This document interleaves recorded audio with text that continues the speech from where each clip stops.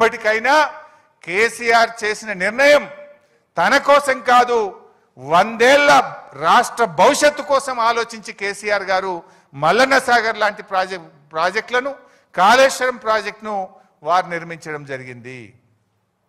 ఇక ఉత్తమ్ కుమార్ రెడ్డి నిన్న ఇంకో మాట మాట్లాడి ఆయన మాట్లాడుకుంటూ, లేదు మేము ప్రాణహిత చేవెళ్ల ప్రాజెక్టులో అదేంది 11,000 కోట్ల రూపాయలు ఖర్చు పెట్టినాం, రాష్ట్రం ఏర్పడే వరకే దాదాపు 32% ఖర్చు పెట్టినాం అన్నాడు. ఆయన బిల్డప్ ఎట్లుంటుందంటే ఇక సత్యహరిశ్చంద్రునికి తమ్ముని లెక్క బిల్డప్ ఇస్తాడు. సత్యహరిశ్చంద్రుడే దిగచ్చిండా, అబ్బా ఉత్తమ్ కుమార్ రెడ్డి ఇంత నిజాయితీగా మాట్లాడిండా అని మాట్లాడతాడు. ఆస్కార్ అవార్డు ఇవ్వచ్చు ఆయనకు. వాస్తవానికి చెప్పాలంటే 2014 రాష్ట్రం ఏర్పడే నాటికి ప్రాణహిత చేవెళ్లలో పెట్టిన ఖర్చు కేవలం 3,700 కోట్లు మాత్రమే. మీరు చేసిన పనులు కేవలం 3,700 కోట్లు మాత్రమే, నాట్ ఈవెన్ 10%. కానీ ఆయన ఏం చెప్పిండు నిన్న, 11,000 కోట్ల రూపాయల పనులు చేసినాం, 32% పని చేసినాం.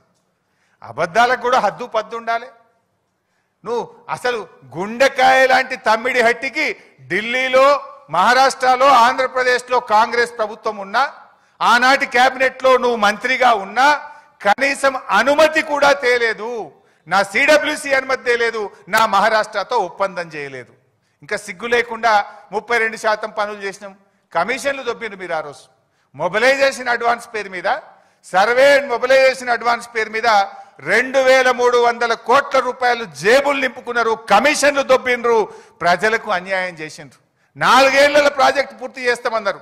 7 ఏళ్లు అధికారంలో ఉంటే తట్టడి మట్టి కూడా తమ్మిడి హట్టి దగ్గర తవ్వకుండా ఈ రాష్ట్రానికి అన్యాయం చేసింది కాంగ్రెస్ పార్టీ. ఇంకా మీరు ఈరోజు మాట్లాడుతూ ఉన్నారు. ఇకపోతే కాళేశ్వరం మీద నిన్న గవర్నమెంట్ ఒక 60 పేజీల రిపోర్ట్